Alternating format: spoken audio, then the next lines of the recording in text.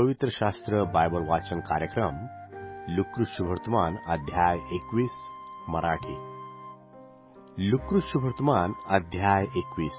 Lecornu शुभवर्तमान अध्याय 21. विधवेची टोली.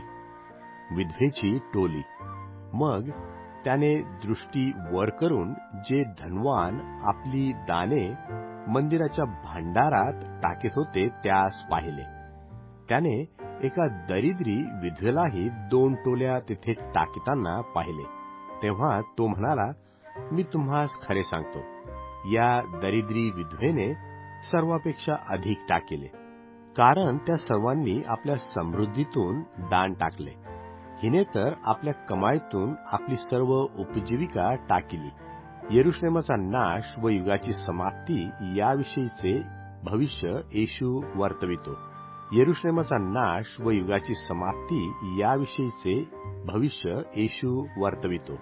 मंदिर उत्तम पाषाणांनी व अर्पणांनी कसे सुशोभित केलेले आहे, असे कित्येक बोलत असता त्याने म्हटले, हे जे तुम्ही पाहता त्यातला पाडला जाणार नाही, असा दगडावर दगड राहणार नाही.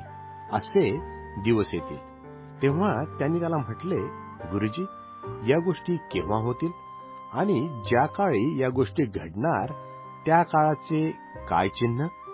तो म्हणाला, तुम्ही फसू नये म्हणून जपा, कारण माझ्या नामाने पुष्कळ लोक येऊन मीच तो आहे आणि तो काळ जवळ आला आहे असे म्हणतील. त्यांच्या मागे लागू नका. लढाया व दंगे याविषयी तुम्ही ऐकाल तेव्हा घाबरू नका, कारण या सर्व गोष्टी प्रथम होणे अवश्य आहे, तरी इतक्याने शेवट होत नाही. तेव्हा त्याने त्यास म्हटले, राष्ट्रावर राष्ट्र व राज्यावर राज्य उठेल. मोठे भूमिकंप, जागोजागी दुष्काळ व मऱ्या होतील आणि भयंकर उत्पात व मोठी चिन्हे आकाशातून होतील.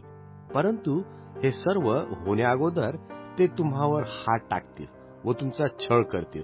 तुम्हास सभास्थाने व बंदीशाळा यांच्या स्वाधीन करतील आणि राजे व अधिकारी याच पुढे माझ्या नामामुळे नेतील.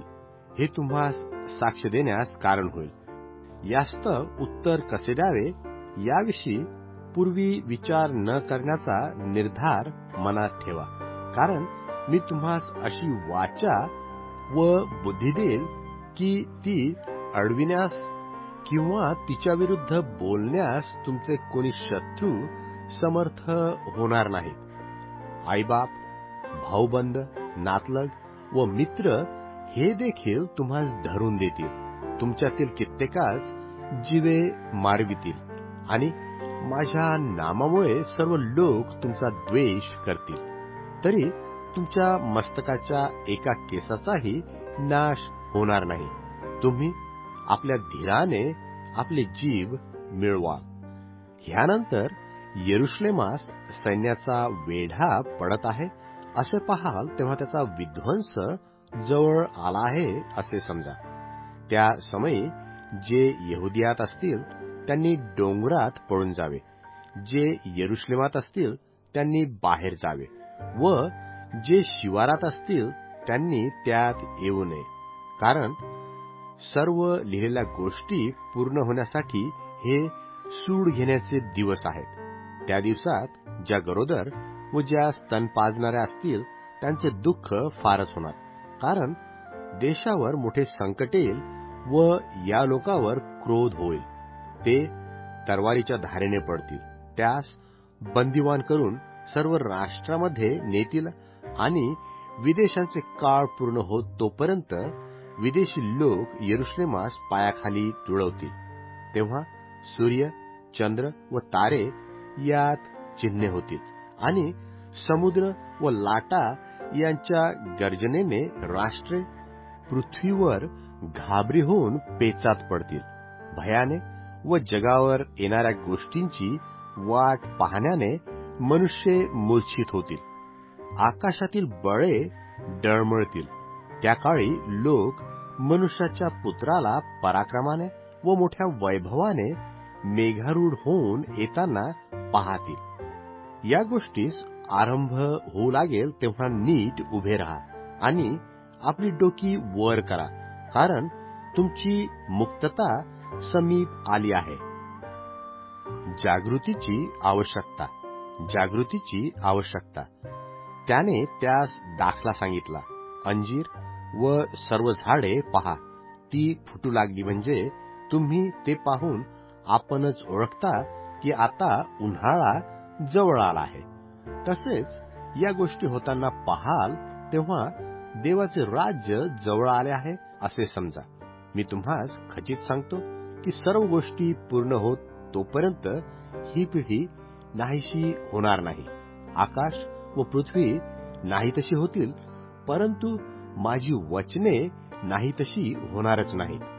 तुम्ही आपणास सांभाळा, नाहीतर कदाचित गुंगी, दारूबाजी व संसाराच्या चिंता यांनी तुमची अंतकरणे जड होऊन तो दिवस पाशाप्रमाणे अकस्मात तुम्हावर येईल. कारण तो अवघ्या पृथ्वी तलावर राहणाऱ्या सर्व लोकांवर तसाच येईल. तुम्ही तर या सर्व होणाऱ्या गोष्टी चुकवावयास व मनुष्याच्या पुत्रासमोर उभे राहावयास सामर्थ्य व्हावे म्हणून सर्व प्रसंगी प्रार्थना करीत जागृत राहा. तो दिवसा मंदिरात शिक्षण देत असे आणि रात्रीस बाहेर जाऊन जैतुनाचा डोंगर या नावाच्या डोंगरावर राहत असे. सर्व लोक त्याचे श्रवण करावयास मोठ्या पहाटेस त्याचकडे मंदिरात येत.